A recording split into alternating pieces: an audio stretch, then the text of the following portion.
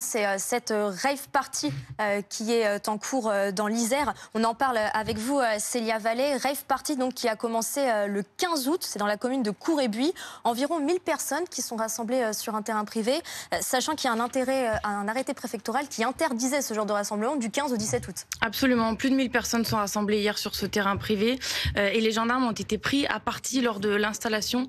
C'était hier vers 23 h. Les gendarmes de la Vienne, en fait, ils étaient en train de contrôler un camion d'individus qui installaient du matériel sonore pour la rave party. Et rapidement, jusqu'à 400 véhicules sont arrivés sur les lieux. C'est là que les gendarmes ont été pris à partie et ils ont essuyé notamment des jets de pierre. 5 véhicules ont été dégradés. 5 véhicules de gendarmerie ont été dégradés par ces jets de pierre.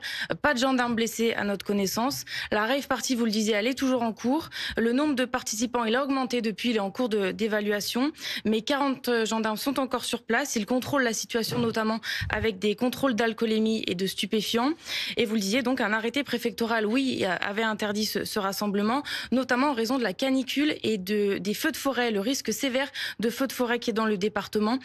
Donc la préfecture, elle a pris contact avec la commune, elle va porter plainte et le propriétaire du terrain va également porter plainte. Justement, on est avec Laurent Simplicien. Vous êtes secrétaire général de la préfecture de l'Isère. Bonjour, merci d'être avec nous. Expliquez-nous d'abord comment peut avoir lieu cette rave party alors que, comme le disait Célia, eh bien, un arrêté préfectoral interdisait tout rassemblement de ce genre. Ne peut pas avoir lieu, justement. C'est ça l'enjeu de l'arrêté, à la fois parce que l'ensemble des dispositifs pour ces grands rassemblements ne sont pas pris en compte. Aucun dispositif de protection civile n'a été pris en compte. On n'a aucun organisateur au contact. Donc, et au regard, bien évidemment, vous l'avez très très bien décrit, de la sécheresse, des risques incendie. On est en train de lutter sur un incendie encore sur une autre partie du département. Il nous semblait totalement inconséquent que ce type de manifestation puisse se tenir sur un terrain privé, hein, vous l'avez aussi dit. C'est un propriétaire privé agriculteur qui est impacté immédiatement par cette organisation. Il y a aussi la question des contrôles, parce que voilà, certains participants peuvent peut-être prendre de l'alcool, des stupéfiants. Voilà, on sait que le rassemblement est interdit, mais étant donné qu'il a lieu, il y a des contrôles qui doivent être mis en place.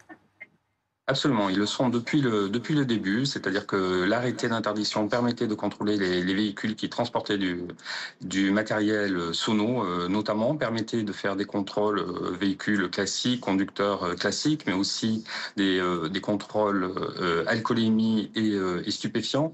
Je le redis, aucun dispositif n'a été pris par les organisateurs sur ne serait-ce que des coups de chaud ou autres.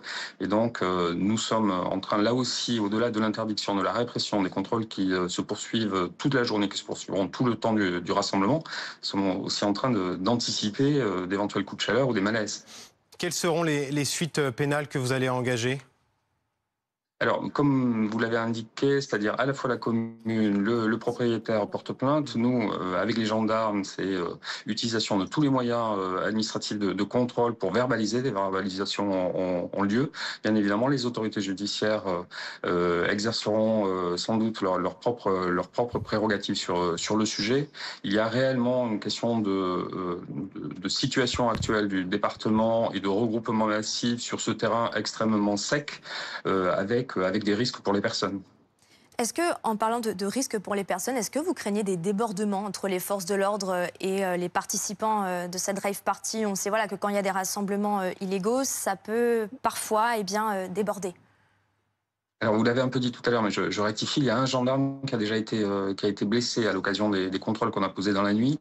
5 véhicules de gendarmes qui ont été dégradés, soit caillassés, soit rayés.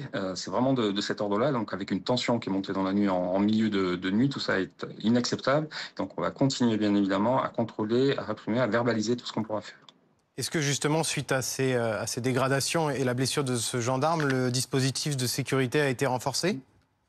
Oui, alors il est constant depuis cette nuit, dès que nous avons eu l'alerte d'une arrivée à la fois de camions et de 300 à 400 véhicules. Là aussi, vous avez évoqué l'évaluation, c'est 1 millier de personnes que l'on évalue sur site, donc nous en sommes là. Il est constant, nous avons demandé des renforts qui vont arriver très rapidement pour compléter les dispositifs actuels, continuer à contrôler, à verbaliser, relever les équipes aussi qui travaillent, je le redis, depuis toute la nuit sur le sujet. Donc oui, nous avons des renforts qui arrivent pour continuer à sanctionner ce qui peut l'être dans le cadre de ce regroupement illégal.